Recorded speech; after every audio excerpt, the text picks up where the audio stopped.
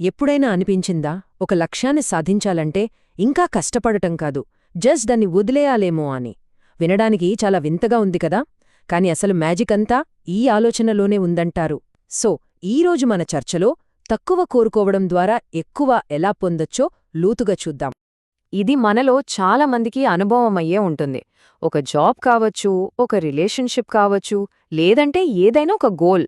దేనికోసం మనం పిచ్చిగా ఆరాటపడతామో అది మనకు ఇంకాస్త దూరంగా వెళ్ళిపోతున్నట్టు అనిపిస్తుంది. అసలు ఎందుకలా? దీని వెనుకున్న రహస్యం ఏంటి? రైట్, ఇక దీని గురించి కొంచెం డీప్గా వెళ్దాం. ఈ పారాడాక్స్ని అర్థం చేసుకోవాలంటే ముందుగా అసలు రియాలిటీ ఎలా పనిచేస్తుందో చెప్పే ఒక ఫండమెంటల్ ఐడియా గురించి మనం తెలుసుకోవాలి. ఒక్క క్షణం ఇలా ఊహించుకోండి, మన లైఫ్ జర్నీ అనేది ఒకే ఒక్క రైల్వే ట్రాక్ మీద వెళ్లడం లేదు. దానికి బదులుగా అనంతమైన ప్యారలెల్ ట్రాక్స్ ఉన్నాయన్నమాట. ప్రతి ట్రాక్ ఒక డిఫరెంట్ ఫ్యూచర్కి దారితీస్తుంది. మనం చేసే ప్రతి ఆలోచన, తీసుకునే ప్రతి నిర్ణయం మనల్ని ఒక ట్రాక్ నుంచి ఇంకో ట్రాక్కి మారుస్తూ ఉంటుంది.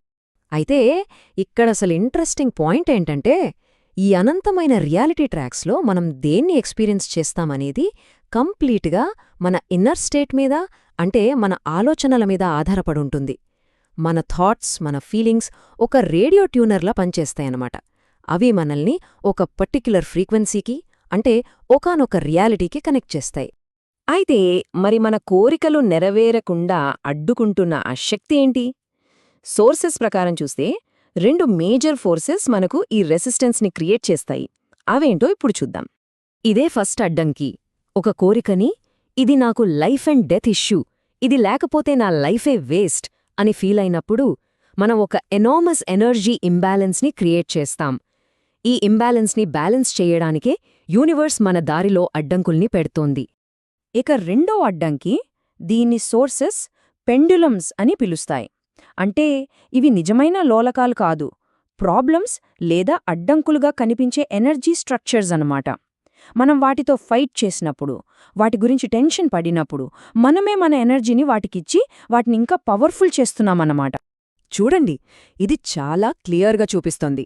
లెఫ్ట్ సైడ్ ఒక విషయానికి ఎక్కువ ఇంపార్టెన్స్ ఇవ్వడం వల్ల రెసిస్టెన్స్ ఎలా పెరుగుతుందో ఉంది.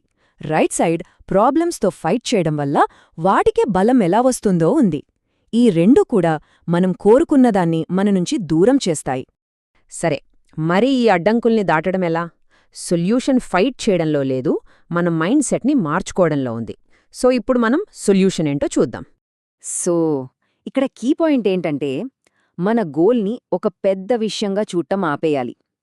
అయితే మంచిదే, అవ్వకపోయినా పర్లేదు అనే ఒక న్యూట్రల్ స్టేట్కి రావాలి. ఇలా ఇంపార్టెన్స్ తగ్గించగానే ఆ ఎక్సెస్ పొటెన్షియల్ పోతుంది, రెసిస్టెన్స్ కూడా మాయమవుతుంది. ఈ అనాలజీ పర్ఫెక్ట్గా సెట్ అవుతుంది. డెస్పరేషన్తో ఉన్నప్పుడు మన నీటి ప్రవాహానికి ఎదురెదుతున్నట్టుంటుంది, చాలా కష్టం. కాని న్యూట్రల్గా ఉన్నప్పుడు ప్రవాహంతో పాటే ఈజీగా కొట్టుకుపోతాం. అప్పుడు మనం కోరుకున్నవి సహజంగా మన వైపుకు వస్తాయి.